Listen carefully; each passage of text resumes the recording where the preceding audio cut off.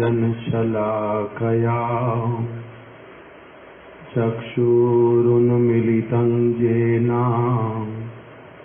तस्मै श्रीगुरवे नमः।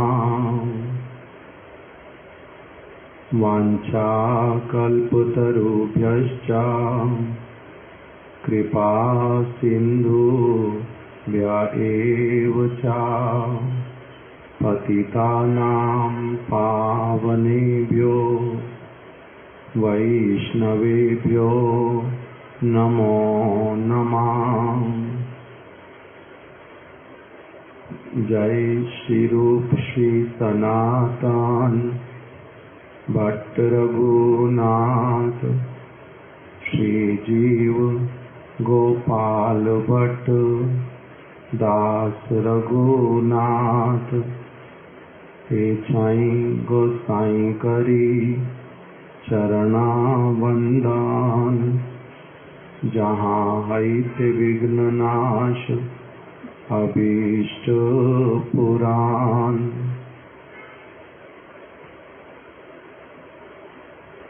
नमो महावदन्याय कृष्ण प्रेम प्रदायते कृष्णाय कृष्ण चैतन्य नामिने गौरत्विषे नमः।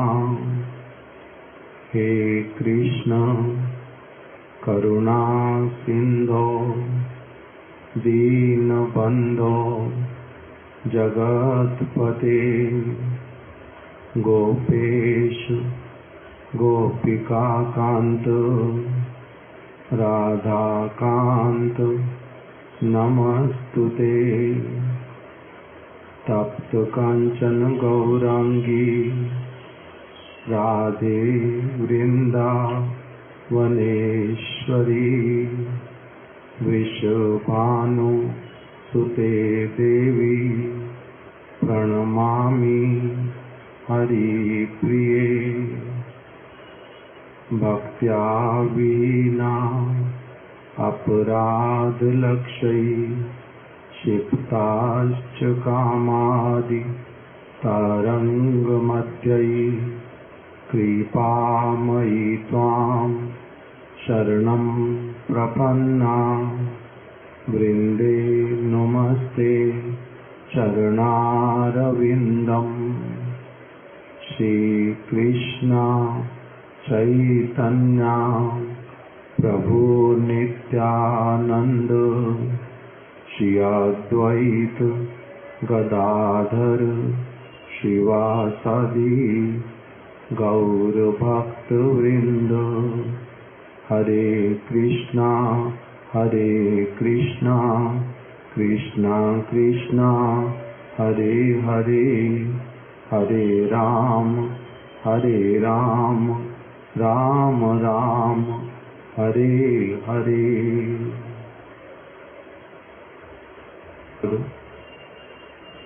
भक्ति दैत माधव गोस्वामी महाराज जी के द्वारा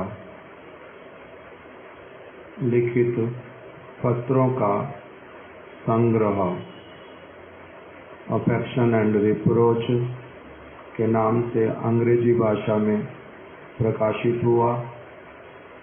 उसी को ही हम लोग हिंदी भाषा में भी उसका कार्य जो है वो चल रहा है। हम लोग उन्हीं हिंदी के जो पत्र अनुवाद हो गए हैं उसी में से ही कुछ पत्रों को हम लोग पढ़ रहे हैं, समझ रहे हैं। हमने अभी तक 2 पत्रों को पढ़ लिया जिसका संख्या है 8 और 9। आज हम 10 संख्या वाला जो पत्र है उसको प्रारंभ कर रहे हैं। उसी में सबसे पहले जैसे हम लोगों ने श्रवण किया वो लिख देते हैं श्री श्री गुरु गौरांगो जयता। फिर स्नेह के पात्र, इन दोनों वचनों को सभी पत्रों में ही लिखा गया है।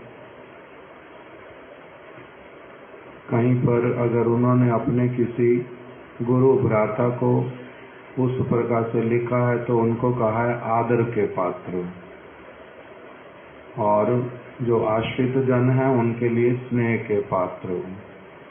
ये वाला हम लोगों ने अच्छे से श्रवण कर लिया कि सबसे पहले ही जो श्री श्री गुरु गौरांगो जयता लिख दिया उसका अर्थ क्या है, और दूसरा स्नेह के पात्र जब कहते हैं तो वास्तविक रूप में उसके भीतर में उनकी जो भावना वो कौन सी वाली है, इसको भी हमने श्रवण कर लिया है।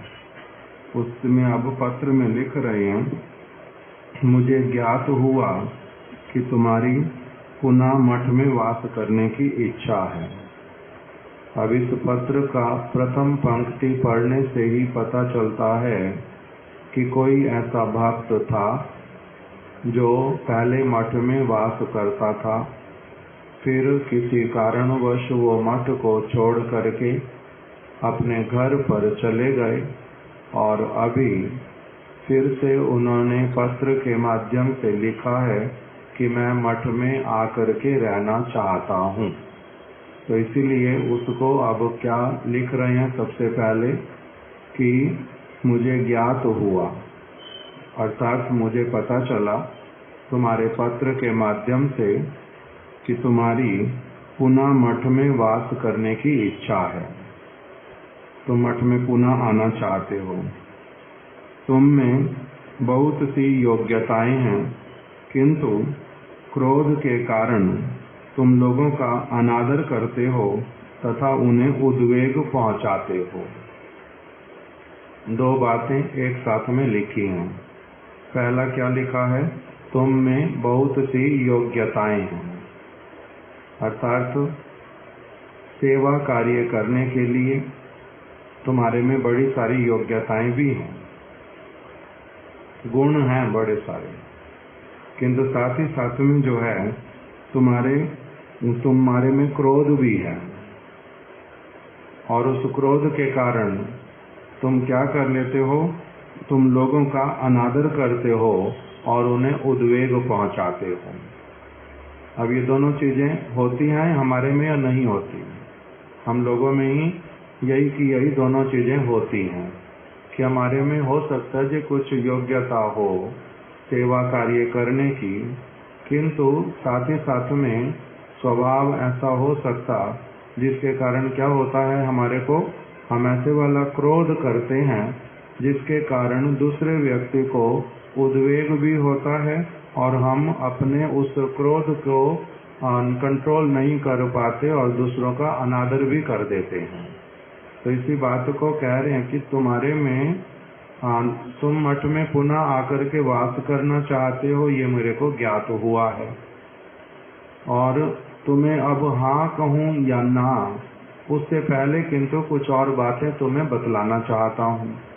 मुझे ये हृदय से पता है कि तुम्हारे में बहुत सारी योग्यताएं हैं, किंतु साथ ही साथ मैं ये भी अच्छी तरह से अब जानता हूँ कि तुम स्वभाव से क्रोधी हो और उस क्रोध के कारण तुम अन्य व्यक्तियों का अनादर भी करते हो और साथ ही साथ में उनको उद्वेग भी देते हो, कष्ट पहुंचाते हो उनके हृदय को। और अब ये उनका पहले बता दिया कि ये दो चीजें मेरे को तुम्हारी दिखलाई पड़ती हैं। तीसरा अब अलग बात बोल रहे हैं, आरंभिक अवस्था में प्रत्येक साधक में ही कोई ना कोई दोष रह सकता है, प्रारंभिक अवस्था में, किंतु सब समय के लिए नहीं। प्रारंभिक अवस्था में दोष रह सकता है, हम लोग अलग, जैसे हमने पिछले पत्रों में पढ़ लिया कि सबका स्वभाव एक जैसा होता नहीं, और दूसरा सबकी योग्यता भी एक जैसी होती नहीं, सबका सारा कुछ एक जैसा नहीं होता, ये तो ठीक है। इसीलिए अब प्रारंभिक अवस्था में अगर किसी के भीतर में कुछ अयोग्यताएं दिखलाई भी देती हैं, दोष दिखाई देते हैं साधक में, तो आरंभिक अवस्था में तो ये रह ही सकते हैं, अभी तो ट्रेनिंग भी नहीं हुई है, अनुभव भी नहीं है बहुत सारी चीजों का, तो इसलिए प्रारंभिक अवस्था में ऐसी वाली चीजें रह सकती हैं, किंतु साधक अपने प्रयत्नों के द्वारा उनको दूर करते हैं। अर्थात साधक को प्रयास क्या करना पड़ता है, फिर अपने जो दोष हैं उनको मेरे को क्रमशः दूर करना है, अपने दोषों को क्रमशः दूर करना है। जो व्यक्ति अपने दोष स्वयं देखना नहीं सीख लेता, आपको दोष सब समय दूसरे लोग दिखाएंगे, अगर बराबर के लोग दोष दिखाएंगे आप मानोगे नहीं। आपसे छोटे वाला आपको दोष दिखाएगा, उसके प्रति उल्टा क्रोध होगा। बड़े वाला व्यक्ति आपको क्रोध और आपको अगर आपका दोष दिखलाएगा तो उसको हो सकता कभी तो मौन रूप में स्वीकार तो बाहरी रूप में कर लोगे, अंदर से किंतु मानोगे नहीं। अगर अंदर से नहीं मानोगे, बाहर में केवल मात्र मर्यादा के कारण चुप रह जाओगे, तब तो फिर और हो सकता कि मान लो सुन लिया, बड़े व्यक्ति ने कहा तुम्हारे में ये दोष है, मैंने अपने उस दोष को मान लिया, किंतु अब वही का वही दोष मैं 2 बार 4 बार 10 बार 50 बार करता हूँ, और फिर बार बार क्या बोलता हूँ कि हाँ मैं क्षमा चाहता हूँ, मेरे से दोष हो जाता है ये वाला, आपने मेरे को बता दिया करो, मैं ना माइंड नहीं करता हूँ, आप मेरे को मेरा दोष बता दिया करो। तो इसका मतलब एक व्यक्ति नौकरी करे बैठ करके सब समय बताने की, ये भी तो एक नौकरी हो गई ना। आप अपनी आप से अपना दोष नहीं देखोगे, 10 बार बता दिया उसको ठीक करोगे नहीं, और फिर ऊपर से उल्टा बोलोगे आपने मेरे को वंचित नहीं करना, मेरा दोष जब भी देखोगे मेरे को बता जरूर देना, मैं माइंड नहीं करता हूँ, आप मेरे को मेरा दोष बताते हो। तो माइंड नहीं करते वो भी बात ठीक है, तुम्हारे को गलती हो जाती है वो भी ठीक है, किंतु दूसरा व्यक्ति कब तक तुम्हारे को इस प्रकार से सेवा प्रदान करेगा? ये तो सेवा हो गई तो सब समय के लिए। हमारा एक प्रभु है, वो बोलता है अपनी पत्नी के विषय में, बार बार ही बोलता है कि अभी दोष किया, बतला दिया, 1 घंटा समझा दिया, फिर 15 मिनट तक उसका असर रहता है, उसके बाद में फिर वही का वही दोष करते हैं। फिर समझाने बैठता हूँ, सारा कुछ मान लेते हैं, फिर अगले दिन वही की वही चीज फिर से है।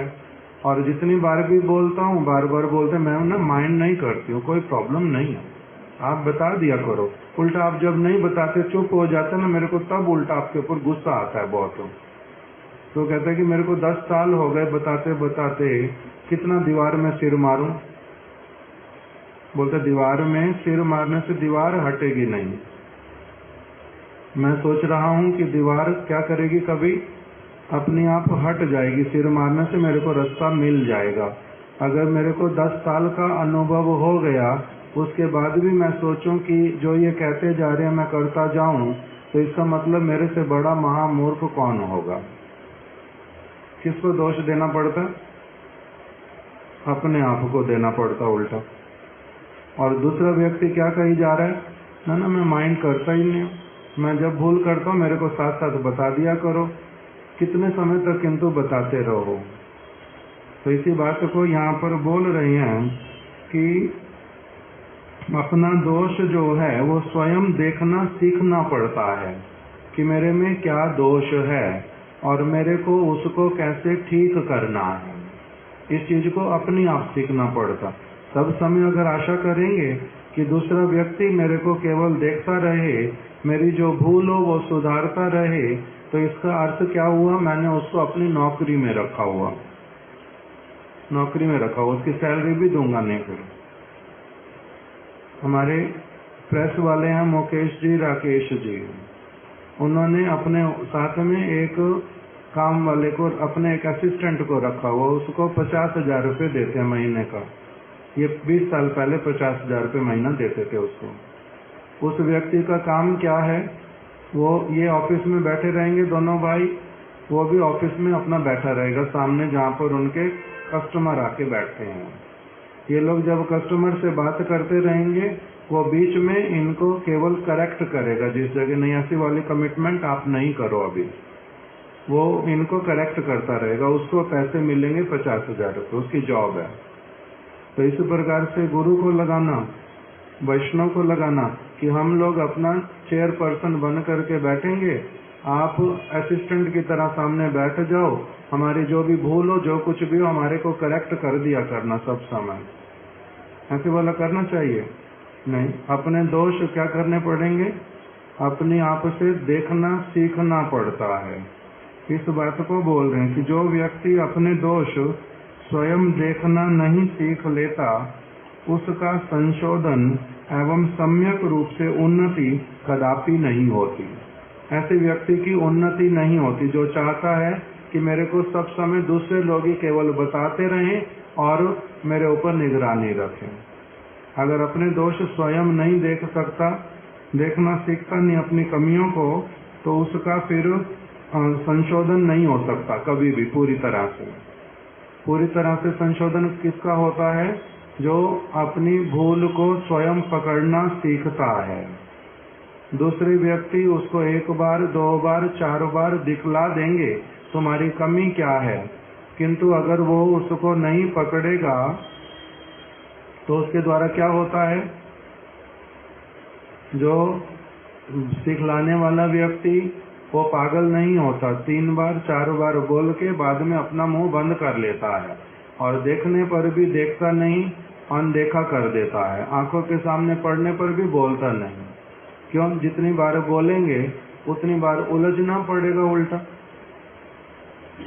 मान लीजिए कि मेरे को किसी व्यक्ति ने 5 बार एक चीज ठीक करने के लिए कहा और जितनी बार भी बोलते हैं तुम्हारी भूल है, मैं उनसे बहस करता हूँ, मेरे को बताओ मेरी क्या भूल है, कहाँ पर मेरी गलती, मेरे को ठीक ठीक बताओ। अच्छा हाँ ये थोड़ा सा तो मेरा है, मगर आप कुछ बहुत ज्यादा नहीं बोल रहे हो, ऐसे नहीं कर रहे, आप इतना ज्यादा बायस्ड होके क्यों देखते हो, दूसरे को क्यों नहीं बोलते हो वो ठीक करे, मेरे को ही क्यों बोलते हो सारा कुछ।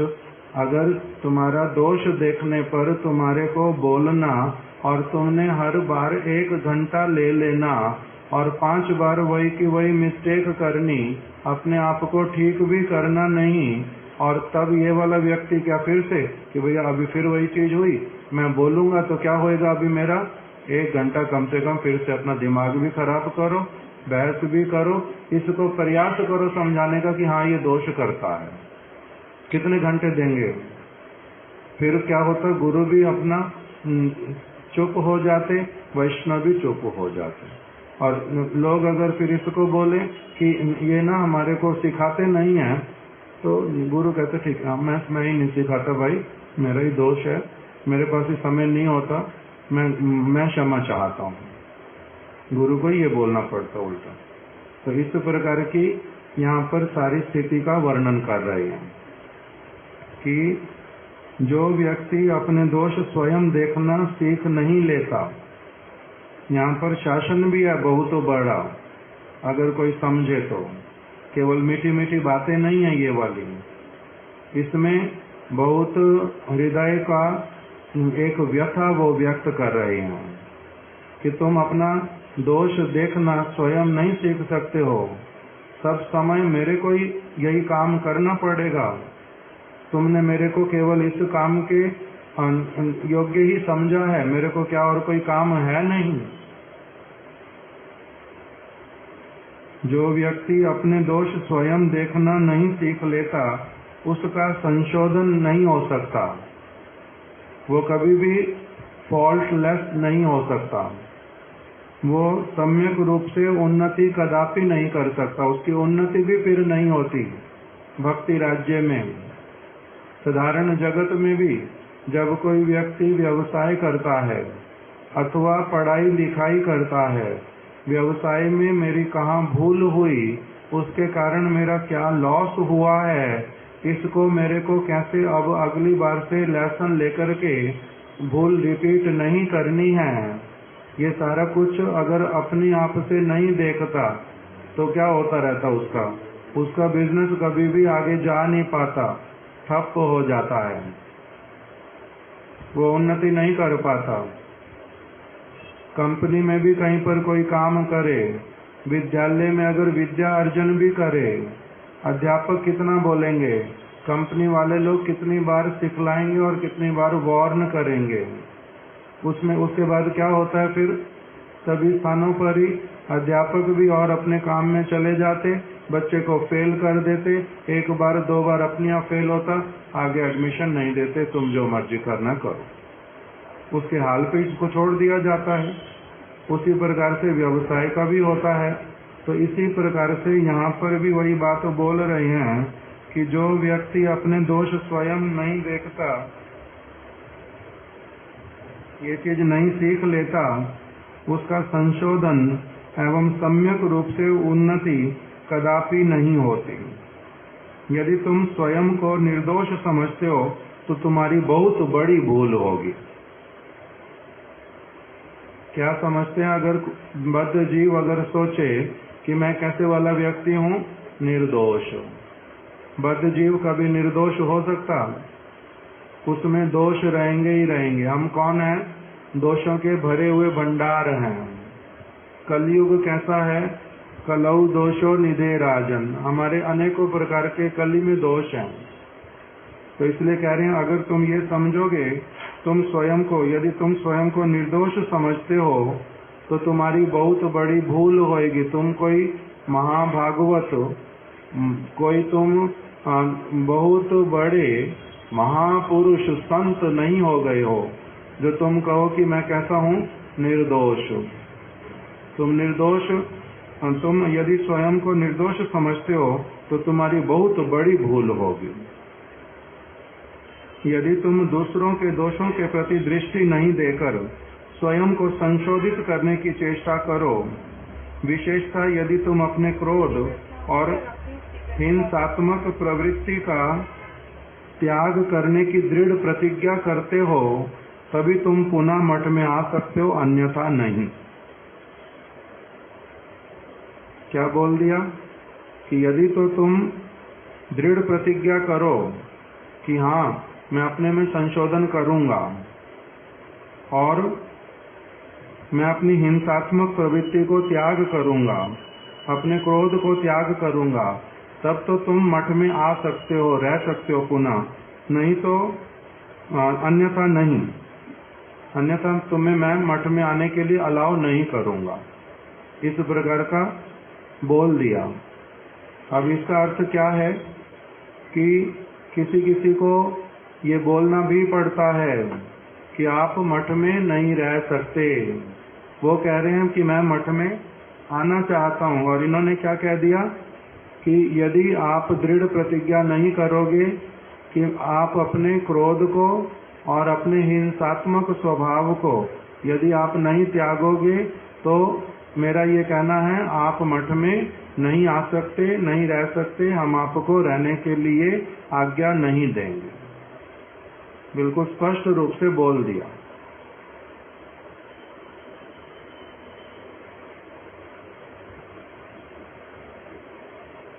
हम लोगों ने कुछ दिन पहले एक शिला प्रभुपाद जी का बात सुना था। प्रभुपाद जी ने क्या कहा था? वो माता जी पीछे लिखती हैं, लाइट चाहिए तो लाइट जला दो। ऐसे दिखाई देता है, वहां पर अंधेरा नहीं है।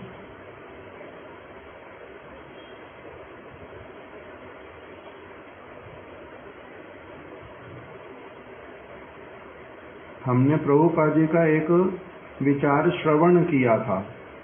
प्रभुपाद जी ने क्या बोला कि जो व्यक्ति मठ में आते हैं भगवान का भजन करने के उद्देश्य से, करोड़ों करोड़ों अरबों लोगों में से कितने लोग हैं जो इस प्रकार से भगवान की भक्ति करने की इच्छा करते हैं? विरले हैं कोई। वो अगर आते हैं तो हम क्या करेंगे? उनको सब प्रकार से भगवान का भजन करने की सुविधा देंगे। उनमें हजारों दोष हों, वो दोष रहने दो एक तरफ, उनका अगर ये वाला गुण है कि वो भक्ति करना चाहते, साधु संग करना चाहते, मठ में रहना चाहते, यही एक गुण ही उनका सबसे बड़ा, हम उनको क्या करेंगे? मठ में रखेंगे। उनको सहायता करेंगे और उसके द्वारा हमें कितनी भी असुविधा क्यों ना हो, तब भी हम उनको कभी नहीं कहेंगे कि तुम मठ से चले जाओ। यदि वो अपनी आप से जाते हैं वो एक अलग बात हो, किंतु हम कभी उनको नहीं कहेंगे कि आप मठ से चले जाओ। ये भी हमने सुना प्रभुपाद जी वाला।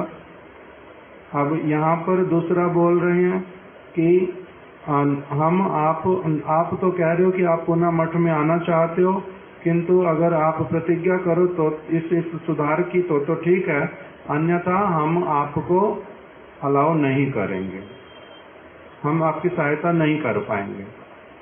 ये भी तो बोल दिया ना। तो अब दोनों विचारों को समझेंगे कैसे, कौन से वाला ठीक, कौन से वाला गलत।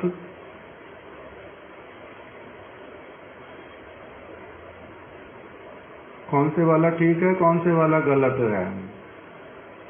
एक तरफ से हो गया जो शिला प्रभुपाद जी कह रहे हैं, किस प्रकार के व्यक्ति के लिए कह रहे हैं, जिसमें हजारों दोष ऐसे वाले हों जिसके ऊपर उसको स्वयं काम करना, किंतु दूसरों के प्रति वो दूसरों के भजन में बाधा नहीं देता, हिंसा नहीं करता, इस प्रकार से क्रोध करके किसी का अनादर नहीं करता, किसी को उद्वेग नहीं देता। अपनी उसकी अनेकों कमियां हैं।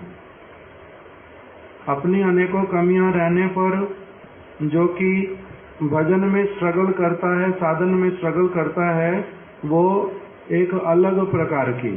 किंतु अगर कोई हिंसात्मक कार्य करेगा, मार पिटाई करेगा, अगर कोई गाली गलौज करेगा, भजन करना बिल्कुल नहीं चाहेगा, जो भी करेगा उसको भी उल्टा असुविधा देंगे, तो उसके लिए फिर ये दूसरी तरह का विचार दिया, उसके लिए फिर दूसरी तरह का विचार दे दिया। ये सारा कुछ उस प्रकार से समझना पड़ेगा।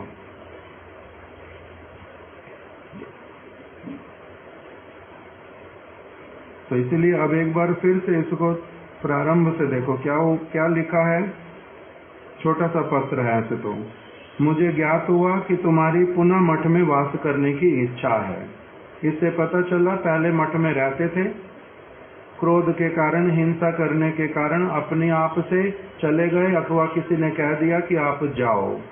वो उस समय चले गए थे, किंतु अब इच्छा फिर से उन्होंने की, लिख करके भेजा कि मैं पुनः मठ में आना चाहता हूँ, मठ में रहना चाहता हूँ। तब इन्होंने क्या उत्तर दिया कि तुम्हारे में योग्यताएं बहुत सारी हैं, किंतु तुम क्रोध के कारण लोगों का अनादर करते हो और उन्हें उद्वेग पहुंचाते हो। योग्यताएं भी हैं, योग्यताएं कुछ योग्यताएं होने पर भी इसका अर्थ ये नहीं होता कि आपकी बाकी किसी चीज को देखा ही नहीं जाएगा, आप बाकी जो मर्जी करते रहो। कुछ योग्यताएं का अर्थ क्या होता है, हो सकता है जी आपको अगर कथा करने के लिए माइक दिया जाता, आप कथा बहुत अच्छी सुना सकते हो। आपको हो सकता है कि ठाकुर जी का रसोई बनाना बहुत अच्छा आता है। हो सकता है आप भिक्षा करने के लिए जाते हो, पैसा बहुत सारा इकट्ठा करके लोगों से लेकर के आ जाते हो। योग्यताएं हो सकती हैं। तो कह रहे हैं बहुत सारी योग्यताएं होने पर भी, तब भी ये कोई केवल बैरोमीटर नहीं है, उसके कारण आपका जो अभद्र व्यवहार उसको भी एक्सेप्ट कर लिया जाएगा और टॉलरेट कर लिया जाएगा। यहाँ पर स्वार्थ के लिए कोई अगर बैठा, वैसे वाला अगर गुरु है, वैसे वाला कोई मठ रक्षक है, इंचार्ज है, तो अलग बात हो कि मेरे को क्या है, इसका जो अपना भजन साधन ये करता नहीं करता, अपना क्या बिगाड़ता क्या बनाता, मेरा क्या लेना देना, किंतु मेरा तो ये वाला काम ये कर देता है। उस प्रकार का कोई हो तो अलग हो जाता। किंतु जो निरपेक्ष गुरु पाद पद्म मंगलाकांक्षी, वो क्या कह रहे हैं, वो कह रहे हैं कि तुम्हारे में कुछ योग्यताएं हैं, कुछ भी बोला नहीं, तुम में बहुत सी योग्यताएं हैं। ये मैं एडमिट कर रहा हूँ कि तुम्हारे में बहुत सी योग्यताएं हैं, किंतु बहुत सी योग्यताएं होने पर भी क्रोध के कारण जो तुम लोगों का अनादर करते हो, और उन्हें जो उद्वेग पहुंचाते हो, इसके कारण हम तुम्हारे को मठ में नहीं रख सकते। तुम्हारी उन योग्यताओं का हम लोगों को लाभ नहीं उठाना, उसका लाभ हमें नहीं चाहिए। किंतु तुम्हारे में तुम जो असुविधाएं करते हो वो हमारे लिए अधिक परेशानी वाली है। जैसे श्रील गुरुदेव ने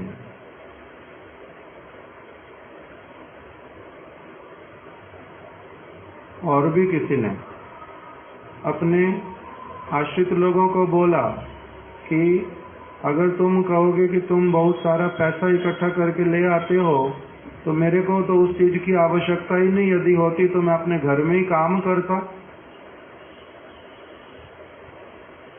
पैसे की तो मुझे आवश्यकता नहीं है, तुम अगर ला करके दोगे, मुझे तुम्हारे से चाहिए क्या? मुझे चाहिए तुम्हारे से वैष्णवता, वैष्णव बनने की तुम्हारी प्रबल आकांक्षा, वो वाली वस्तु चाहिए जिससे कि वास्तविक रूप में तुम्हारा लाभ होगा और मेरे को भी लगेगा कि मैं अपना जो है एक बेस्ट किसी ऐसे व्यक्ति को दे रहा हूं जो भगवान की गुरुपाद पद्म की सेवा करेगा, सुष्ठु रूप वाली। किंतु जागतिक वस्तुओं का तुम्हारे में कुछ योग्यता, उसके कारण वो मेरे को आवश्यकता, ये तो बात ही नहीं है। तो इसलिए तुम्हारे में बहुत सी योग्यताएं हैं, ये बड़ा सत्य। किंतु तुम जो फिर क्रोध के कारण वैष्णवों का अनादर कर बैठते हो और उनको उद्वेग देते हो, ये एक्सेप्टेबल नहीं है, ये एक्सेप्टेबल नहीं है, नहीं स्वीकार किया जा सकता इसको। इसलिए तुम अगर सचमुच में मठ में आने की इच्छा करते हो तब तुम्हें करना क्या पड़ेगा? उसके लिए बोल दिया कि तुम्हारे को अपने क्रोध और हिंसात्मक प्रवृत्ति का त्याग करना पड़ेगा, अपनी हिंसा वृत्ति का, अपने क्रोध का त्याग करना पड़ेगा, प्रतिज्ञा करनी पड़ेगी।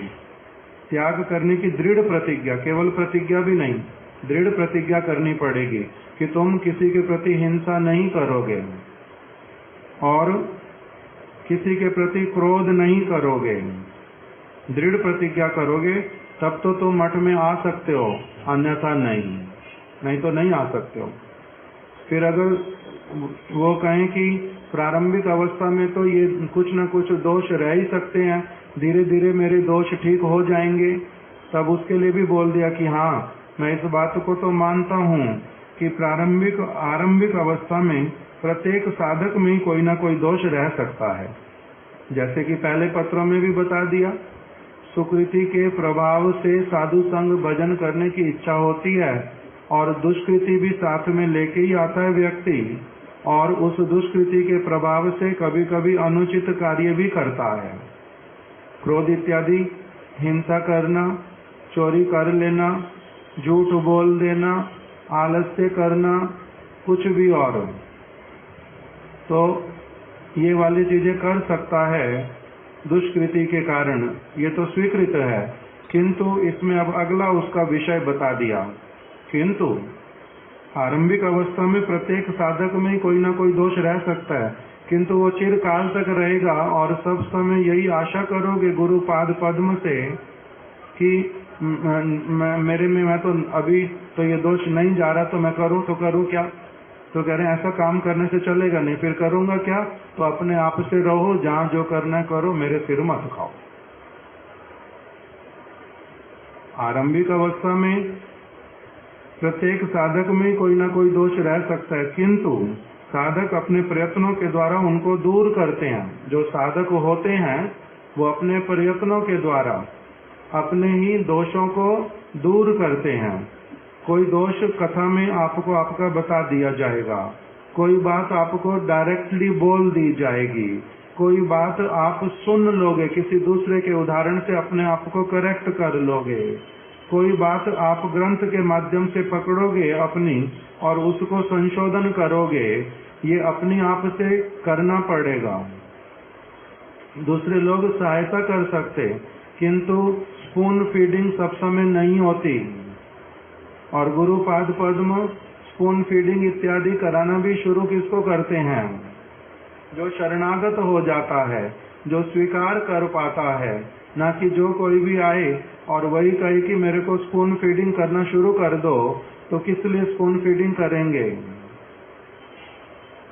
इसलिए इस बात को बोल रहे हैं कि साधक आरंभिक अवस्था में प्रत्येक साधक में कोई ना कोई दोष रह सकता है, और किंतु साधक अपने प्रयत्नों के द्वारा उनको दूर करते हैं। साधक को अपने प्रयत्न के द्वारा उसको दूर करना पड़ता। दूसरे लोग सहायता करेंगे, कथा सुना करके, आपके दोषों को कभी कभी बतला करके, कभी लिख करके रख दिया, उसको अपनी आप देख करके, जैसे व्यास जी ने अपना दोष लिख करके बता दिया। क्या बता दिया लिख करके? कि मैंने वेदों का 3 विभाग कर दिया, मैंने महाभारत की रचना कर ली, मैंने पुराण की रचना कर ली, किंतु तब भी मेरे मन जो है, क्या लिखा वहां पर शब्द तो मेरे को ठीक से पता नहीं, किंतु मेरा मन उद्विग्न है, इसी प्रकार का कुछ बात लिख दिया। उसी के लिए मैं सरस्वती के तट पर बैठ करके चिंता कर रहा था कि मेरे मन के उद्विग्न होने का कारण क्या है। तो मेरा मन उद्विग्न है, मेरा मन शांत नहीं है, मेरा मन भगवान में नहीं लग रहा। ये तो अपने आप ही उन्होंने पकड़ लिया ना, अपने दोष को अपने आप पकड़ा, उसका निवारण क्या हो वो भी पहले अपने आप से भी सोचा कि मैंने शायद जो परमहंस भक्त हैं उनकी सेवा नहीं की है, जो भगवान का वास्तविक महिमा है मैंने उसको अभी तक गान नहीं किया, उसको ठीक से अनुभव नहीं किया। लगता है मेरी कहीं ना कहीं किसी के प्रति हिंसा हो रही है, इसलिए मेरा हृदय शांत नहीं है। किंतु नारद ऋषि ने बाद में आके कन्फर्म कर दिया। इन्होंने किंतु अपने आप से सोचा भी अपनी चीज को, और उसके लिए निर्णय पर भी पहुंचे कि कारण लगभग मेरे को लगता है यही वाला है। तो किसने पकड़ा अपना ये दोष? अपनी आप से। रघुनाथ दास गोस्वामी जगन्नाथपुरी में आ गए, इंद्र के समान ऐश्वर्य था, सब कुछ छोड़ के आए, कुछ लेकर के आए नहीं। उनके पिताजी ने कुछ समय के बाद में कुछ ब्राह्मणों को उनकी सेवा के लिए धन दे करके भेज दिया कि मैंने सुना है मेरा पुत्र रघुनाथ वो क्या करता है, सिंह द्वार के ऊपर खड़ा होकर के भिक्षा मांगता है खाने के लिए, और यहाँ पर मैं क्या करता हूँ, अपने घर पर कितने सारे साधुओं को नित्य प्रति भोजन करवाता हूँ। हमारे घर में सब समय भोजन हम दूसरे लोगों को देते रहते, हजार हजार लोगों को भोजन देता हूँ नित्य प्रति, और मेरा अपने पुत्र का ही बुद्धि ऐसा हो गया, वो घर में रहेगा नहीं, हमारा जो सारा कुछ है उसमें से कुछ खाएगा नहीं, और उल्टा भिक्षा मांग करके जगन्नाथपुरी में रहेगा सिंह द्वार पे। अब उसको तो बुद्धि में बदल नहीं पा रहा, हजार प्रयास कर लिए, किंतु ब्राह्मणों तुम जाओ, ये जितना पैसा लेना चाहते हो ले जाओ, अच्छी तरह से उसको वहां पर क्या करना, अपने आप लोग घर आसपास किराए पे ले लेना, वहीं पर ही भोजन अच्छे से पकाना, जो तुम्हारी इच्छा हो वही पकाना, जो रघुनाथ खाना चाहता हो उसको सारी वस्तु देना, वो जितने लोगों को और भी खिलाना चाहता हो उसके लिए भी रोज बना करके दे देना। जितना पैसा खर्च होता है उसका बिल्कुल चिंता करना नहीं, तुम लोग वहां जाकर के रहो। उनको भेज दिया। रघुनाथ दास गोस्वामी ने क्या किया, सुन लिया, ब्राह्मण आए, पिताजी ने क्या भेजा, क्या उनकी इच्छा है, किंतु इन्होंने उसमें से कुछ लिया ही नहीं। मेरे को कुछ खाने के लिए चाहिए नहीं, मेरे लिए आप लोग कुछ बनाना नहीं, मेरे लिए सिंह द्वार पे जो मुझे मिलता है वही मेरे लिए सबसे अच्छा है, मुझे कुछ नहीं चाहिए। किंतु फिर थोड़ा सा मन में विचार किया, अपने आप जब बात आ गई, कोई कुछ बोल गया तो दिमाग काम करता ही है, कुछ न कुछ अपने आप से उनके मन में आने लगा कि पिताजी ने भेजा है उनका जो पैसा है वह मैं थोड़ा सा अगर खर्च कर देता हूँ महाप्रभु की सेवा के लिए, उनका सुकृति बनेगा बहुत अच्छा, तो इसीलिए उनके धन को महाप्रभु की सेवा में ही लगा देता हूँ। कब लगाऊंगा? तो उन्होंने निर्णय किया हर द्वादशी को महाप्रभु को अपने घर पर बुला लेता हूँ, आज जहाँ पर रहता हूँ वहीं पर, क्योंकि अलग अलग भक्त लोग बुलाते थे अपने घर पर महाप्रभु को, इन्होंने भी अपने घर पर बुला लिया। हर द्वादशी में बुला लेते। जगन्नाथ जी का प्रसाद वही ब्राह्मणों को बोलते बनाने की आवश्यकता नहीं, किंतु आप लोग जगन्नाथ जी का प्रसाद खरीद करके ला दो। महाप्रभु उनके साथ जो जो भक्त आते उनके लिए प्रसाद मंगवा लेते। अभी 2 वर्ष तक हर द्वादशी को महाप्रभु को उनके भक्तों के साथ में प्रसाद पवा दिया। 2 वर्ष के बाद में महाप्रभु को निमंत्रण करना बंद कर दिया। ब्राह्मण बोलते हैं जो द्वादशी में और अब प्रसाद क्या क्या लाना, कुछ नहीं लाना। क्यों, क्या हो गया? पैसे हैं पड़े, बहुत हैं पैसे, तो ना मेरे को चाहिए नहीं, मेरे से बात करने के लिए आना नहीं, मेरी जान छोड़ दो, पिताजी की कोई बात करना नहीं, पैसे का भी कुछ मेरे को बताना नहीं, तुम्हारी जो इच्छा तुम करो, तुम अपनी आप उनको जो मर्जी बोलते रहो, इतना खर्च हो गया, इतना खर्च हो गया, तुम्हारी जो इच्छा। उनसे अपना पूरा छुड़ा लिया अपने आप को। और इधर क्या कर लिया? महाप्रभु को निमंत्रण करना बंद कर दिया। महाप्रभु ने स्वरूप दामोदर गोस्वामी से पूछा, रघुनाथ तो आपके साथ में रहता है सब समय, वो द्वादशी में हर बार बुलाता था, अभी निमंत्रण करना बंद क्यों कर दिया रघुनाथ ने? महाप्रभु ने जब पूछा तब स्वरूप दामोदर गोस्वामी ने उत्तर दिया कि रघुनाथ बोल रहा है कि महाप्रभु 2 वर्ष से मेरा निमंत्रण स्वीकार तो करते हैं, प्रसाद पाके भी जाते हैं, ऊपर से मुख से भी आज तक कुछ बोला भी नहीं है, भाव भंगिमा के द्वारा भी कोई बात उन्होंने ऐसा इंगित कुछ नहीं किया, किंतु मेरे को अच्छे से अनुभव होता है महाप्रभु मेरे द्वारा किए गए निमंत्रण को पसंद नहीं करते, प्रसाद पाना चाहते नहीं, मन मन में मेरे प्रति अप्रसन्न है। तो महाप्रभु ने स्वीकार किया कि हाँ, रघुनाथ ठीक बोल रहा है, रघुनाथ ठीक बोल रहा है, मैं उसका निमंत्रण स्वीकार करके प्रसन्न नहीं हूँ। किस लिए प्रसन्न नहीं है? जब सबका निमंत्रण स्वीकार करते इनका क्यों नहीं करते? ये त्यागी बन करके आया, घर परिवार छोड़ के आया, माता पिता को छोड़ के आया, उनका मंगल होगा अमंगल होगा, क्या होगा क्या नहीं होगा वो भगवान जानेंगे। फिर उसके बीच में इस प्रकार की क्रिया करने क्यों लग गया? हो सकता है इससे धीरे धीरे और चीजों में लिप्त हो जाएगा, और किसी से परामर्श भी किया नहीं कि मैं ऐसे वाला करूं या नहीं करूं। अपने आप से निर्णय ले लिया मैं उनका मंगल कर दूंगा, उन्होंने पैसे ऑफर किए हैं, सेवा में लगा ही देता हूं, इस प्रकार से अपने आप से त्यागी होकर के करने लग गया, इसलिए मेरे को ये नहीं चाहिए ऐसे वाला प्रसाद। विषैर अन्न खाइले मलिन आय मन, वही ये बात महाप्रभु ने बोल दी।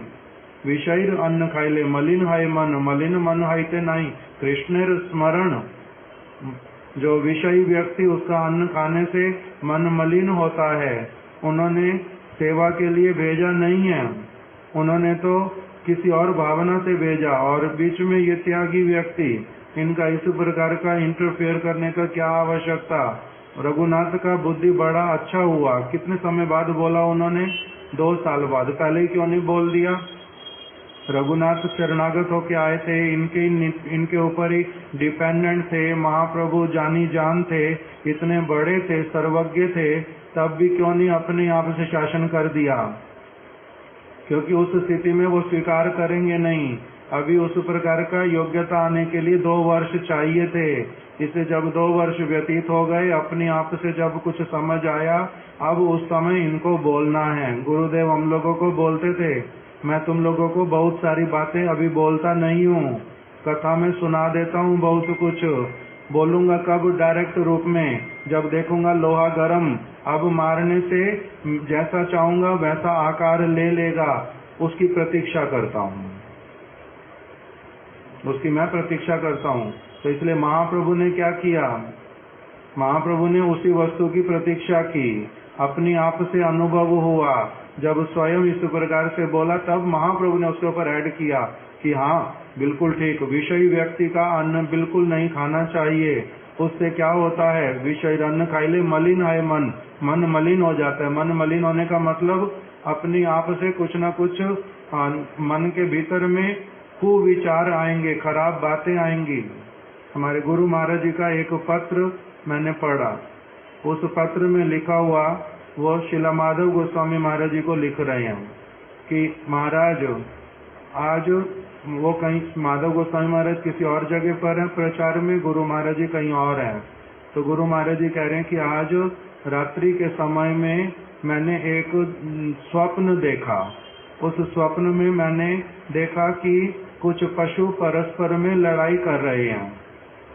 तो इस प्रकार का भगवत भक्ति के अतिरिक्त कोई बात स्वप्न के बीच में मेरे अपने आप से बुद्धि में क्यों आई, मेरा कोई दोष हुआ, क्या हुआ, आप मेरे को कृपा बतलाओ। 1-2 मिनट के लिए इस प्रकार का स्वप्न आने पर वो लोग चिंता करते हैं कि ऐसे वाला मन के भीतर में, सुप्त मन के भीतर में ऐसे वाला क्यों आया। और हम लोगों का मन सब समय मलिन रहता, पता नहीं क्या क्या, कभी स्त्री का चिंता, कभी धन का चिंता, कभी प्रतिष्ठा का चिंता, कभी किसी ने क्या बोल दिया, क्या नहीं बोल दिया उसका चिंता, वो क्या कर रहा, ये क्या कर रहा, वो क्या होगा, वो क्या होगा, सब समय संसार का चिंता। तब भी हमें ये कभी भी पता नहीं चलता, इसका नाम मन का मलिन होना होता है। ये मन मलिन है, क्यों हो रहा है इसके विषय में कभी विचार ही करते नहीं। तो इसीलिए हम लोगों का स्थिति बड़ा अलग है। महाप्रभु ने किंतु रघुनाथ दास गोस्वामी को समय देख करके बोल दिया, विषय अन्न खाइले मलिन है। महाप्रभु का मन मलिन होगा? महाप्रभु भगवान विश्व को भी अमृत बना देने में पूर्ण समर्थ, किंतु तब भी भक्त की लीला करके किस प्रकार से बोल रहे हैं, विषय अन्न खाइले मलिन है मन। मलिन मन हईते नहीं कृष्णेर स्मरण। मलिन मन होने पर कृष्ण का स्मरण अर्थात श्रवण कीर्तन सुष्ठु रूप में नहीं हो सकता, हृदय विगलित नहीं होगा। इस प्रकार का रघुनाथ दास गोस्वामी ने अपने आप पकड़ लिया जिस समय, तब उन्होंने देखा। पहला उदाहरण कौन सा सुना था? व्यास देव जी ने अपनी भूल पकड़ी। दूसरा हमने अभी सुन लिया रघुनाथ दास गोस्वामी का। तीसरी भूल किसने पकड़ी थी? वल्लभाचार्य जी ने। वल्लभाचार्य जी को महाप्रभु पहली बार मिले प्रयाग में मिल गए, वहां पर संग हुआ, उनके घर पर गए, उन्होंने निमंत्रण किया, भोजन किया, चरण धोने के लिए अलाव किया, उन्होंने चरणामृत लिया, आलिंगन उनको प्रदान किया, कथोपकथन किया, सारा कुछ हुआ। बाद में वल्लभाचार्य जी जगन्नाथपुरी में आए, उन्होंने अपना कुछ अहंकार प्रदर्शित किया, अपना स्वभाव उनका निकल करके आया। उन्होंने किसी वैष्णव को थोड़ा सा, बहुत प्राचीन वैष्णव, बहुत प्रामाणिक वैष्णव, उनको कम आका थोड़ा सा। क्या कम आका? कि ओ श्रीधर स्वामी ने भागवत की जो टीका लिखी है, मैंने उनसे भी बड़ी अच्छी भागवत की टीका लिख दी है। महाप्रभु से सहन हुआ नहीं। महाप्रभु ने साथ साथ क्या बोल दिया, श्रीधर के जेना मान, स्वामी के जेना माने तार वैश्य ते गणन। जैसे एक स्त्री अगर अपने पति को नहीं मानती और दूसरे किसी पति के पास में जाती है तो उसको वैश्या कहते हैं। इसी प्रकार से तुम अपने जो इतने परम श्रेष्ठ वैष्णव, उनके प्रति लॉयल नहीं, उसके प्रति आदर नहीं, उसके प्रति वास्तविक शुद्ध भावना नहीं, एप्रिसिएशन नहीं, तो और फिर तुम भागवत की टीका लिखोगे और इसको कहूंगा कि अच्छी वाली हुई, ये कभी होएगा नहीं। तुम तो वैश्या जैसे, अर्थात तुम सत संप्रदाय के एक वास्तविक अनुगत जन नहीं हो। इस प्रकार से कह के बड़ा शासन कर दिया। दूसरे समय में वल्लभाचार्य जी ने क्या बोल दिया कि आप लोग तो बोलते हो कृष्ण ही हम सबके पति हैं, पालक हैं, और फिर पति का नाम तो स्त्री अपने मुख से उच्चारण नहीं करती, तब फिर आप लोग सब समय हरे कृष्णा अपने मुख से क्यों बोलते रहते हो, पति का नाम क्यों उच्चारण करते हो? महाप्रभु ने उसके लिए उत्तर क्या दे दिया कि वल्लभाचार्य तुम अभी ठीक से बात जानते नहीं, पति का नाम नहीं लेते, ये बात बिल्कुल सच, किंतु पति की आज्ञा का पालन करना ही सती स्त्री का सबसे प्रमुख गुण होता है। तो हमारे पति की ही आज्ञा कि सब समय मेरे नाम का उच्चारण करो, तो इतना भी तुम्हारे को समझ आता नहीं, इतना भी तुम्हें पूछना पड़ता। वो दूसरी बार हो गया। फिर इनको अपमान लगता है, मेरे को ऐसा कुछ करना जिसके द्वारा क्या हो जाए, मेरा इनके साथ में एकदम से ऐसा एक दिन तो मेरी धाक अच्छे से जम जाए कि मैं इनसे बहुत श्रेष्ठ जानता हूँ, अथवा इनके बराबर तो हुई हूँ सबके। तब तीसरी बार में क्या हो गया, उन्होंने महाप्रभु को कहा कि मैं कृष्ण नाम की व्याख्या लिख करके लाया हूँ, आपको सुनाना चाहता, आप सुनो। महाप्रभु ने बोला कृष्ण नाम की और व्याख्या, उसका केवल यशोदानंदन, श्याम सुंदर यशोदानंदन, यही उसका व्याख्या है। इसके अतिरिक्त तो और कोई भी व्याख्या वो मेरी सुनने की इच्छा नहीं, जो तुम्हारे से सुनना चाहता उसको जाकर के सुना दो। तब अपमानित लगता है तीसरी बार भी। बार बार इस प्रकार से जब होता है, एक दिन अपनी भजन कुटी में बैठ करके पुरी में चिंता कर रहे हैं कि प्रभु ने प्रयाग में तो बड़े अच्छे से मेरे साथ मेरा आदर किया, सम्मान किया। रूप गोस्वामी और उनके भाई अनुपम के सामने मेरे को उल्टा बोला कि आप बड़े श्रेष्ठ हैं, ये लोग निम्न हैं, इनको आप आलिंगन नहीं करना। मेरे को इतना श्रेष्ठ कहा था, इतना सम्मान दिया था, प्यार भी बहुत किया था, चरणों को धोने भी दिया था। अब किंतु ऐसे उखड़े उखड़े क्यों है मेरे से ठीक से बात क्यों नहीं करते, बार बार मेरे को वहां पर अपमानित क्यों होना पड़ रहा है। जब अच्छे से विचार करते करते मन में क्या आ गया कि मेरी भूल हो रही है। मैं अपने आप को बड़ा दिखलाने के लिए, मैं अपना विद्वत्ता वहां पर प्रकाशित करने के लिए, उनको अपने से कहीं ना कहीं सबको छोटा दिखाने के लिए उनके पास में जाता हूँ। इसलिए वो मेरे को अभी क्या करते हैं, प्रेम नहीं करते, स्नेह नहीं कर रहे मेरे प्रति।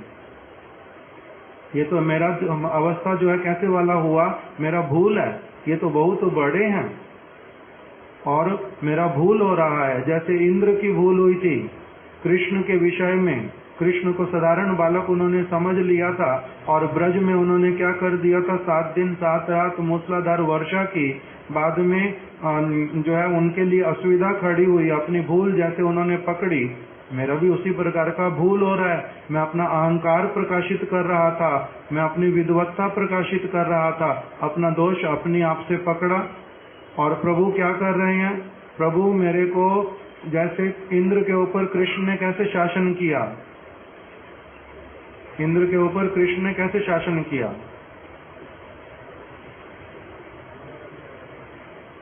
वो शासन थोड़ा ना था, शासन तो बाद में शुरू हुआ।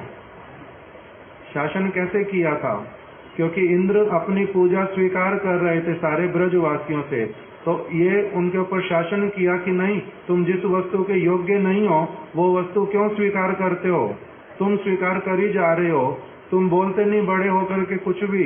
इसलिए मैं छोटे लोगों को ही बोलता हूँ कि इनका पूजा करना नहीं, ये अयोग्य व्यक्ति हैं, ये तुम्हारा कोई मंगल नहीं कर पाएंगे, इसलिए इनका पूजा करने का आवश्यकता नहीं। सारे ब्रजवासियों को बोल दिया नहीं करना उनका पूजा, बंद करवा दी पूजा, एक प्रकार से शासन किया। दूसरा क्या किया, फिर उसने जब वर्षा की तो उसको बोलते क्यों नहीं कि वर्षा बंद कर दो, उसको नहीं बोला कि तुम वर्षा बंद कर दो। इन्होंने केवल गिरिराज जी को धारण कर लिया, तुम्हें जो करना करते रहो। 7 दिन के बाद में अपनी आप से उनके बुद्धि में आया कि इतना वर्षा, इतने वज्रपात, इतना तूफान, इतनी आंधी, मैंने अपने सारे दासों को लगा दिया, सब कुछ कर दिया, तभी उसका कुछ नहीं बिगाड़ पा रहा हूँ। ब्रज में एक बूंद पानी भी गया नहीं, ये क्या हुआ, ये तो कोई और गड़बड़ हुई है मेरे से। जब अपनी आप उसकी बुद्धि में आया इंद्र की, जब अपने आप से ब्रह्मा जी के पास जाके परामर्श किया, अपनी भूल पकड़ी। इसी प्रकार से वल्लभाचार्य जी ने कहा मेरी भी वही अवस्था, मेरे को बोल क्यों नहीं रहे। इंद्र के जैसे कृष्ण ने इंद्र पर शासन किया, उसी तरह से ये मेरे ऊपर शासन कर रहे हैं। शासन कर क्यों रहे हैं, मेरे मंगल के लिए, मेरे को ठीक करने के लिए। और मैं उसमें क्या मान रहा था, अपना अपमान मान रहा था, मेरी तो हर तरह से भूल होती जा रही। जब इस प्रकार का मन में विचार ले लिया वल्लभाचार्य ने, अगले दिन जाकर के महाप्रभु को अपने हृदय की बातें बताई, क्षमा प्रार्थना की। तब महाप्रभु ने उनको क्या कहा, जी हाँ, विद्वान व्यक्ति का अहंकार, ये दो वस्तुएं आपस में मिलती नहीं कभी भी। विद्वत्ता अगर होगी तो व्यक्ति कैसा होगा? बहुत दीनहीन होगा। वृक्ष पर फल लगेंगे तो अपने आप से वृक्ष तो झुका हुआ होगा। इस बात को महाप्रभु ने बोला उनको। तो इसलिए अहंकार और विद्वत्ता एक साथ में तो चलती नहीं। अच्छा हुआ आपको ये अनुभव होता है तो बहुत अच्छा, ऐसे वाला नहीं करना। और भी उपदेश दिए, मेरे को ठीक से अभी स्मरण नहीं, ग्रंथ खोलूंगा तो दिखाई दे जाएगा। तो जैसा भी हो, फिर इन्होंने कहा प्रभु आप सचमुच में मेरे को हृदय से क्षमा कर दे रहे हैं? तो उन्होंने कहा हाँ, अगर ऐसी बात है तो फिर जहाँ पर मैं रहता हूँ वहाँ मेरा निमंत्रण स्वीकार करो, एक बार सभी भक्त आ जाओ, मैं प्रसाद पवाऊंगा। जब आप पालोगे मेरा तब मन में आएगा कि हाँ आप ठीक ठीक रूप में मेरे से प्रसन्न हो गए। तो किसने पकड़ी भूल? अपनी आप से भी पकड़ी। तो इसलिए अनेक ऐसे उदाहरण है, एक के पश्चात एक, कि किस प्रकार से, जैसे शिला माधव गोस्वामी महाराज जी जो बात बोल रहे हैं कि क्या करना, जो साधक है वो क्या करेगा, आरंभिक अवस्था में उसमें दोष रह सकते। रघुनाथ दास गोस्वामी ने एक बद्ध जीव की भूमिका में रह करके अपने दोष कैसे होते हैं, कैसे उसको सुधारना होता है, एक समय में क्या करते, उस चीज को फिर बाद में कैसे छोड़ देते, अगले स्टेप पर क्या करते, सारा कुछ दिखलाते गए। उसमें जो है अपने प्रारंभिक अवस्था में दोष रहे वल्लभाचार्य जी ने दिखला दिया, रघुनाथ दास गोस्वामी ने दिखा दिया, व्यास जी ने अपना बता दिया। प्रारंभिक अवस्था में ये रह सकता, उसमें कोई असुविधा ही नहीं है। किंतु प्रारंभिक अवस्था का भी मतलब क्या होगा? हम लोगों की प्रारंभिक अवस्था भी बहुत लंबे लंबे समय तक रह सकती है, उसमें भी कोई चिंता का बात बहुत होता नहीं। अगर इच्छा करने से भी नहीं मेरी चीजें जाती, कूट कूट के भरी पड़ी है मेरी, एक एक करके निकालता हूँ तो बड़ी असुविधा होती है। तो करेंगे क्या? जैसे हमारे एक प्रभु है वृंदावन में, अभी नाम उनको बोलना चाहता नहीं, वो कहते थे कि देखो नाली को जब साफ करने की इच्छा करो तो नाली में ऊपर ऊपर से जल दिखाई देता, बहुत काला है, मैला है, गंदा है, दुर्गंध है। और अगर साफ करने की इच्छा करो तो क्या होता है, अंदर से जितना अंदर जाते जाओ उल्टा और गंदा निकलता है और दुर्गंध युक्त होता है, बहुत सारा कुछ मिलता है। उसी प्रकार से अपने विषय में कहते मेरे को ऐसा ही लगता है कि मैं जब अपनी चीजों को साफ करने की इच्छा करता हूँ, पहले लगता है थोड़ा थोड़ा ही तो है, हाँ मैं अब इस चीज को दूर रखूंगा, अपने क्रोध को दूर रखूंगा, अपनी इस चीज को दूर रखूंगा, अपनी इस चीज को दूर रखूंगा। तो कहते हैं कि जितना मैं सोचता था कि ये तो बड़ा आसान, थोड़ा सा ही तो है, गंदा मैं अपना हटा दूंगा, जितना साफ करने जाता हूँ और अधिक गंदा निकलता है, बहुत गारा निकलता है, उसमें से बहुत दुर्गंध आती है, साफ होने को ही नहीं आ रहा। जितना करता जा रहा हूँ ये तो बड़ा गहरा है, मेरे को लग रहा था ये नाली ऊपर से छोटी छोटी है, बिल्कुल थोड़ा सा कुछ है, किंतु इसमें तो बहुत बड़ा नाला जैसा निकलता जा रहा है। उस प्रकार का मेरा है। तो इसी बात को अगर हम लोग समझेंगे तब फिर पता चलता कि मेरे जो दोष, मेरी जो चीजें हैं वो कब ठीक होनी शुरू होंगी, संशोधन कब होएगा। इसी बात को बोला कि अब किन साधक को क्या करना पड़ता, आरंभिक अवस्था में प्रत्येक साधक में कोई ना कोई दोष रह सकता है, किंतु साधक अपने प्रयत्नों के द्वारा उनको दूर करते हैं। कुछ कुछ भूलें होती हैं छोटी, कोई होती है मीडियम, कोई होती है बहुत मारात्मक, बड़ी भारी, किंतु क्या करना पड़ता है, सबके ऊपर ही काम करना पड़ता है, सबके ऊपर काम करना पड़ता है। गुरुपाद पद्म बहुत अधिक सहायता करते हैं, किंतु अपना भी हाथ पैर मारना पड़ता। जैसे गुरुदेव उदाहरण देते थे कि एक व्यक्ति की माताजी ने भोजन की सारी व्यवस्था कर दी, पिताजी ने कमाई की, सामान उससे सारा आ गया, माताजी ने सारा भोजन बनाने के लिए समय दे दिया, भोजन बना करके सामने ला करके रख दिया। बच्चे को कहते खा लो, खाना नहीं चाहता, उसी के लिए अच्छा, उसको और कुछ करना भी नहीं, केवल खा लो, खाना चाहता नहीं। चम्मच लेकर के अपनी आप से उसका मुख खोल करके मुख में डाल दिया, यहीं तक ही कर सकते, उससे आगे चबाना किसको पड़ेगा।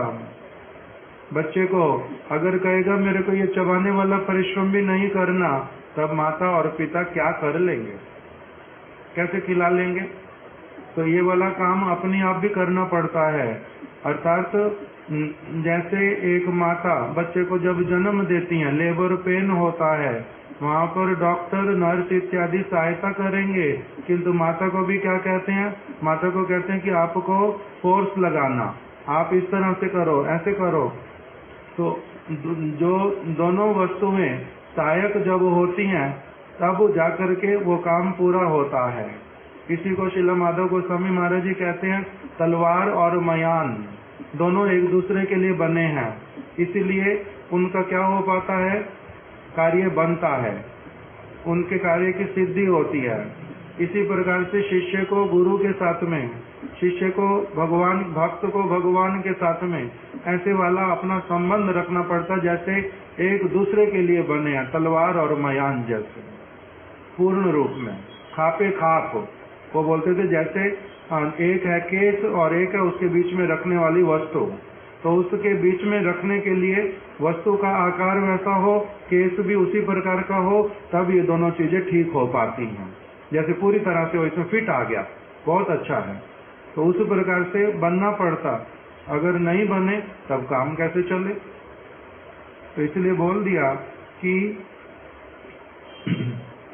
तुम में बहुत सी योग्यताएं हैं, किंतु तुम्हारे में क्रोध भी है और तुम लोगों का अनादर करते हो, उन्हें उद्वेग पहुंचाते हो, ये स्वीकृत नहीं है। जैसे महाराज जी उदाहरण देते थे कि श्रीला माधव गोस्वामी महाराज जी ने जगन्नाथपुरी में एक व्यक्ति को इंचार्ज बनाया। योग्य व्यक्ति है, पढ़ा लिखा है, सारा कुछ रजिस्टर मेंटेन कर सकता है, सारी चीजें अच्छे से कर सकता है, चोर भी नहीं है, पैसे छिपाता भी नहीं है, सारा ट्रांसपेरेंसी रखता है। किंतु उसका दोष क्या होता है कि जो व्यक्ति मठ में जो भी होगा, जो भी आएगा जाएगा, छोटा है बड़ा है, आयु उसकी बड़ी ना कि मठवास बड़ा ना कि भजन बड़ा, ये सारा कुछ नहीं देख पाता और सिर्फ मैं इंचार्ज जो कहता हूँ वो कर दो। बड़ी आयु वाले को भी बोलते हैं चुपचाप जाओ, ज्यादा बात नहीं करो, वहां से बोरी उठा के यहाँ ला करके रख दो। एक दो बार माधव गोस्वामी महाराज जी के कान में जब बात पड़ गई, तब उन्होंने साथ साथ में उनको कहा कि आप यहाँ से कलकत्ता चले जाओ, वहां पर साधारण सेवक की तरह रहो, यहाँ पर इस पद का तुम्हारा पढ़ाई लिखाई, ट्रांसपेरेंसी और रजिस्टर मेंटेन करने का योग्यता सारा होने पर भी जो तुम्हारा इस प्रकार का अज्ञानता कि बड़े छोटे से बात कैसे करते, किसको क्या कह करके करना पड़ता, अगर इतना ही नहीं आता तुम इस सेवा करने के अयोग्य, तुम जाओ यहाँ से कलकत्ता, यहाँ रहना नहीं। तो इस प्रकार का जो योग्यता रहने पर ही कुछ योग्यताएं अथवा बहुत सारी योग्यताएं होने पर भी कुछ मारात्मक अगर दोष हैं किसी के, उसको क्या करना पड़ता? उसके ऊपर अपने आप से काम करना पड़ता है। इसी बात को उन्होंने कहा आरंभिक अवस्था में दोष रह सकते, चलो सिखला दिया कभी कि देखो इंचार्ज हो तब भी ये वैष्णव जगत है भाई, तुम्हारे को वैष्णवों की तरह व्यवहार करना है, छोटा बड़ा देखते नहीं हो, पागल हो क्या? इतना भी तुम्हें सिखाना पड़ेगा। एक बार दो बार चार बार सिखला दिया, किंतु यदि उसके दिमाग में से ऐठन जाती ही नहीं इस चीज की कि मैं इंचार्ज हूँ और मैं पढ़ा लिखा हूँ, मैं योग्य हूँ, मेरे को पैसा कुछ नहीं चाहिए, मैं तो ट्रांसपेरेंसी रख रहा हूँ, सेवा कर रहा हूँ। सेवा कर रहे हो ये ठीक है, उसके साथ साथ में जो भगवत भक्ति के, वैष्णवता के, सज्जनता के जो विरुद्ध कार्य, उसको क्या करना बंद नहीं करोगे? किस प्रकार से नहीं करते? अगर दो बार सिखा दिया, चार बार सिखा दिया, अभी तुम क्या करो, यहाँ से कलकत्ता जाओ, साधारण सेवक की तरह रहो। इस पद के साथ में तुम न्याय नहीं कर पा रहे। ये पद अगर हम तुम्हें देते रहेंगे तब इसका अर्थ क्या होगा? हमारी ही भूल होगी उल्टा, इससे तुम इस पद के योग्य नहीं, तुम दूसरा कोई सेवा करो, जाओ। तो इसलिए आरंभिक अवस्था में हम लोगों में भी, हम भी साधक हैं, किंतु कह रहे हैं कि जो दोष हैं साधक को क्या करना पड़ता? प्रयत्न भी करना पड़ता अपने दोषों को दूर करने के लिए। कोई दूसरा तो आपको बतला सकता है, कुछ टोक सकता है, किंतु अगर सुधारेंगे नहीं तब वो फिर वंचना भी कर देते, बात नहीं करेंगे और क्या करेंगे, बोलेंगे ही नहीं। फिर आगे बोल दिया, जो व्यक्ति अपने दोष स्वयं देखना नहीं सीख लेता उसका संशोधन और सम्यक रूप से उन्नति कदापि नहीं होती। जो व्यक्ति अपने दोष देखना नहीं सीखता, अपने दोष देखना अपने आप से सीखना पड़ेगा, और तभी उसका क्या हो जाता है, फिर तब उस व्यक्ति को बड़ा सफलता मिलता है शीघ्रता पूर्वक अपने दोष को दूर करने में। अगर जो नहीं देखता अपना दोष, स्वयं देखना नहीं सीख लेता, फिर उसका संशोधन नहीं होता, उन्नति नहीं होती। जैसे उदाहरण सुना दिया, एक प्रभु जी हैं, वो अपनी पत्नी के विषय में बोलते हैं कि वो जितनी बार भी दोष करती हैं, मैं उनको बोलता हूँ कि ये क्यों किया, तो नहीं, आपने अच्छा किया, मेरे को बता दिया मेरा दोष, बहुत अच्छा किया, मैं अब ऐसा नहीं करूँगी। किंतु 15 मिनट असर रहता है, फिर उसके बाद में अगले दिन बार बार 100 बार 10 साल से वही का वही करते हैं।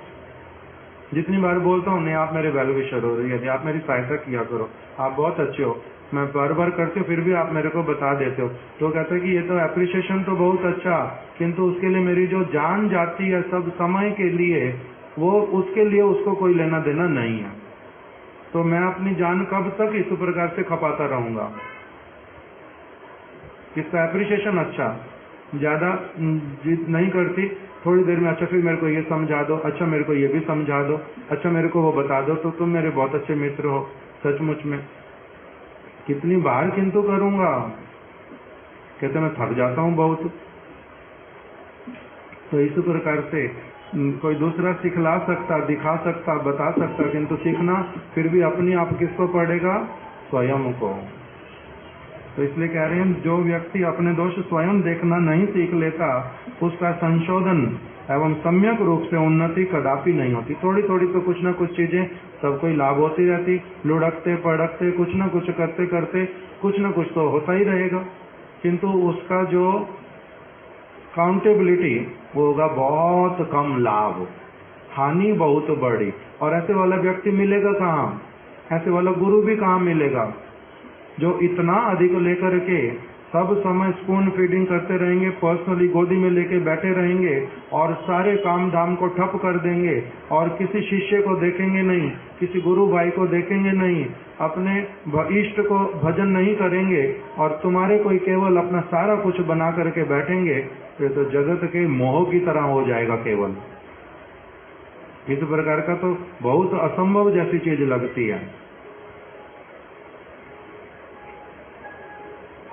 आगे एक और बात क्या बोल दी अच्छी, यदि तुम स्वयं को निर्दोष समझते हो तो तुम्हारी बहुत बड़ी भूल होगी।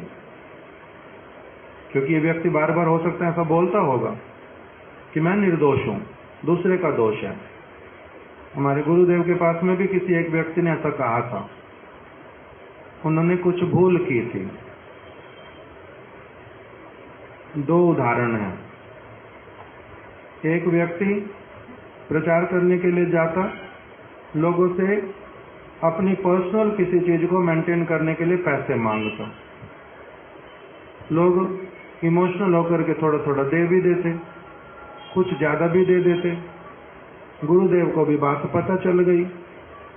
अभी गुरुदेव ने बुलाया, उनको बोला कि देखो ऐसा करना नहीं, पर्सनल चीजों के लिए किसी से कुछ लेते नहीं, मांगना भी नहीं, खराब बात बहुत। भजन साधन में उन्नति नहीं कर पाओगे, और चीजों में फंस जाओगे, ऐसे वाला नहीं करना। किंतु उन्होंने ध्यान दिया नहीं, फिर से वही चीजें भूल किया। तब गुरुदेव ने थोड़ा डांट करके बोल दिया कि ऐसा मैं ऐसा करता ही नहीं, मैं ऐसा करता ही नहीं, मैं ऐसा करता ही नहीं। तब गुरुदेव ने बोला नाम बता दो जिसके साथ में तुम ऐसा व्यवहार किया, संबंध इस चीज के लिए किया, तो हम बता दो। गुरुदेव ने बोला अरे वो पागल, थोड़ा सा कुछ देते ज्यादा ही बोलते हैं। फिर किसी और का बोल दिया वो पागल, ऐसे ही बोलते रहते हैं। तो वो पागल, वो पागल, वो पागल, सारे ही पागल, तुम केवल बुद्धिमान हो, गुरुदेव ने बोल दिया सामने सामने। तब उसके बाद में क्या किया, कुछ समय तक गुरुदेव के लिए उल्टा निंदा करते हैं, गुरुदेव के लिए निंदा करते हैं। मेरे को आकर के बोल देते हैं, मेरे को आकर के बोला यहाँ क्या कर रहा है, तो उनका शिष्य थोड़ा ना, यहाँ क्यों रहता है इनके पास में। तुम्हारे अपने वहीं पर तो ज्यादा अच्छा था, उल्टा यहाँ क्यों रहता है? तो मैंने कहा आप ऐसा क्यों बोलते हो? गुरुदेव तो आपको बहुत प्यार कर। अरे क्या प्यार करते, तेरे को क्या पता, तू अभी बहुत छोटा है। इस प्रकार का बोल देते। फिर क्या बोल दिया? सारी बातें बोलने से आसानी से सारे समझ जाएंगे किसकी बातें करते हैं। मैंने बोल दिया आपको गुरुदेव बड़ा प्यार करते हैं, नवद्वीप परिक्रमा में आपको कथा बुलवाने के लिए खड़ा करते हैं। जहाँ पर शिला त्रिविक्रम गोस्वामी महाराज जी बैठे, जहाँ पर शिला वामन गोस्वामी महाराज जी बैठे, उनके सामने आपको कथा का सुयोग देते हैं। आपके प्रति एक बड़ा विशेष विश्वास और प्रीति है। तो अरे अपने आप को बड़ा दिखाने के लिए हमारे को वहाँ खड़ा करता है कि मैं छोटे छोटे व्यक्तियों को देखो, इनको भी सिखा देता हूँ। अपने आप को उनके सामने बड़ा बनाने के लिए ऐसे करता है, इस प्रकार की भाषा। बाद में फिर जब देखा कि गुरुदेव का, अगर गुरुदेव ने एक दो बार शासन कर दिया, पब्लिक में बातें आ गई, तो मेरा सारा कुछ लोग मेरा आदर करना बिल्कुल छोड़ देंगे। इसलिए फिर धीरे धीरे अपने आप को ठीक कर लिया। बाहरी रूप में अंततः कुछ नहीं बोलना। तो ये बीमारियां हैं बद्ध जीवों की, बड़े लंबे लंबे समय तक रहती हैं। दूसरे किसी व्यक्ति ने हरि नाम दीक्षा दिया किसी को, 2 लोगों को, 4 लोगों को, 6 लोगों को। जब गुरुदेव को पता चल गया, गुरुदेव बोलते हैं तुमने हरि नाम दिया किसी को, तुमने दीक्षा दी? ना ना, ऐसे ही सिर्फ दिया। क्या ऐसे क्या होता है? हरि नाम दीक्षा देना ऐसे क्या होता है? अभी तो हम दीक्षा देते ना, सब लोगों को तो हमारे पास लाना ना, तुम ऐसा क्यों कर रहे हो? तो ना ऐसे मैंने, फिर मैं नाम बताऊं किसकी? अरे वो पागल ऐसे बोलते, वो पागल ऐसे बोलते। तब गुरुदेव ने बोल दिया देखो, अगर मैंने एक बार भी अगर माइक पे बोल दिया ना कि ये व्यक्ति इस प्रकार का करता है, इससे बच करके रहना, तब तुम सोच लेना तुम्हारा क्या होएगा। मेरे को इस प्रकार की चीजें, ऐसी चीजों में मेरे को मजबूर नहीं करना पढ़ने के लिए। अपने आप को ठीक कर लो, ये काम नहीं करना। इसी प्रकार का गुरु को इस चीजों में भी उलझना पड़ता। और व्यक्ति अगर अपना संशोधन नहीं करे, अपनी भूल ना समझे और अपने आप को अगर निर्दोष कहे, दूसरे लोग उल्टा गलत हैं। जो लोग उल्टा बेचारे, जिन्होंने पैसा दिया, जो शिष्य बन गए, उन्हीं को ही कह रहे वही पागल है उल्टा, क्योंकि मेरी बात मान ली। पागल भी फिर कौन हो गया उल्टा? जो पागल बनाने वाला, वो कहता है जो पागल बने वो पागल है। पकड़े जाने पर कौन पागल है? जो पकड़ा गया, जिसको उल्टा पागल बनाया तुमने, उसी के ऊपर क्रोध है कि उसने जाके गुरुदेव को बताया क्यों, उसने जाकर के किसी और को बताया क्यों, उससे उल्टा लड़ाई झगड़ा। गुरुदेव के सामने तो अब ज्यादा चल नहीं सकते इन चीजों में। 2 मिनट 5 मिनट गुरुदेव ने बोल दिया, शासन कर दिया, वार्निंग दे दी। गुरुदेव के साथ तो इतना ही हो सकता, वहां तो चिल्ला नहीं सकते, वहां तो कुछ बोल नहीं सकते। जो शिष्य बने थे उनके ऊपर आफत आई, जिन्होंने पैसा दिया था और फिर गुरुदेव को बता बैठे, उनके लिए आफत आई, सारे जीवन के लिए। उनको गालियां पड़ी उल्टा, अच्छे से, मूर्ख कहीं के, परेशान करते हो, तुम लोगों को पता नहीं चलता, तुम लोग ये समझते हो, तुम लोग वो समझते हो। उनके लिए आफत सब समय के लिए। उनको देखने से उल्टा मुंह फेरना, उनके लिए लोगों को बोलना महामूर्ख लोग हैं, इनका संग नहीं करना। इसी प्रकार की चीजें। फिर उसका मतलब क्या होता है? जब ऐसा किसी का व्यवहार निकल करके आता है कि वो अपने आप को निर्दोष समझता है पूरी तरह से, उसका दोष होता नहीं। गुरु अगर कुछ कहें, गुरु का दोष, दूसरे लोगों ने कुछ अगर ठीक चीज उसकी पकड़ के बता दी, उनका दोष। वो दोषी हैं, गुरुदेव भी दोषी हैं, ये कौन है बीच में? निर्दोष। इस प्रकार की अवस्था, ये बद्ध जीव, और हम सभी यही हैं, अलग अलग लेवल पे, कभी कुछ कभी कुछ कभी कुछ। इसलिए गुरुदेव बोलते थे मैं तुम लोगों को तुम्हारी चीजें बहुत सारी बताता नहीं हूँ, चापा दे के रखता हूँ तुम्हारे ऊपर, ढक करके रखता हूँ, तुम्हारी भूलों को भी बहुत बार अनदेखा करता रहता हूँ। इसलिए अपनी चीजों को अपनी आप समझ लो, और ये भी समझ लो कि मैं ढक्कन दे के रखता हूँ। कोई चोरी करता उसको बोलता ही नहीं कि तुम चोरी करते हो, कोई झूठ बोलता उसको बोलता ही नहीं। किसी को कोई समझता मैं पागल हूँ, मेरे कोई उल्टा छिपा करके पीछे से कुछ कर लेते, उसको बोलता नहीं हूँ कि तुमने मुझे पागल समझा, मैंने पकड़ लिया बात को, तब भी उसको अवसर देता रहता हूँ। किंतु इस प्रकार की स्थिति नहीं ला करके खड़ी करना जहाँ पर क्या हो जाए, घड़ा ऐसा वाला भर जाए कि कोई और चीज निकल आए। अपने आप को संशोधन करना, ठीक करना अपने आप को, इसी प्रकार के गुरु वर्गों के निर्देश। तो इसलिए बोल रहे हैं कि आरंभिक अवस्था में प्रत्येक साधक में ही कोई ना कोई दोष रह सकता है और ये स्वाभाविक सी बात है, किंतु साधक अपने प्रयत्नों के द्वारा उनको दूर करते हैं। गुरु पाद पद्म सहायता करेंगे।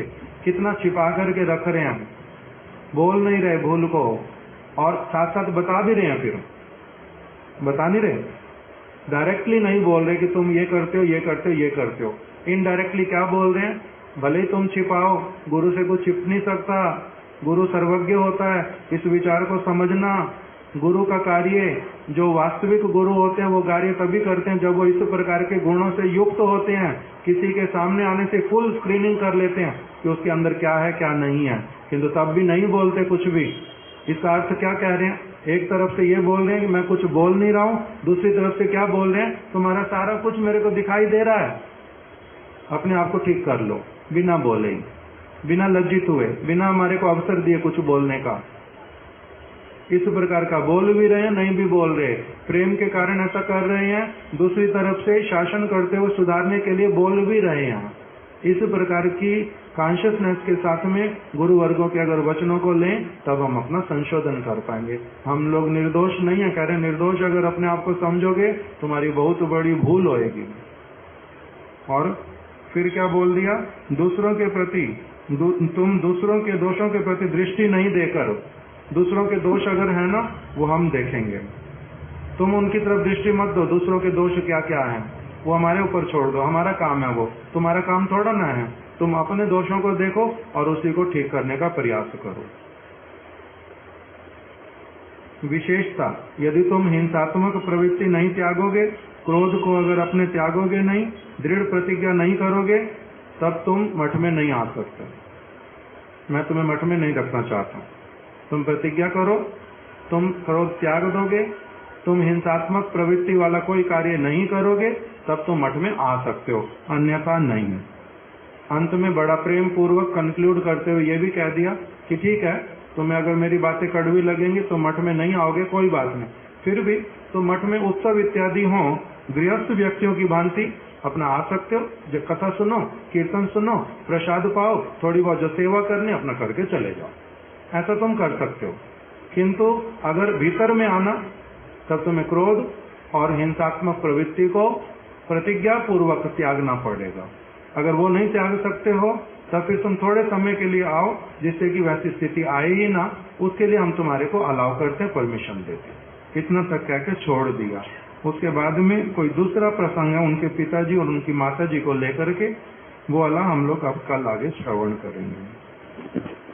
वांछा कल्पतरुभ्यश्च कृपा सिंधुभ्य एव च पतितनां पावनेभ्यो वैष्णवेभ्यो नमो नमः।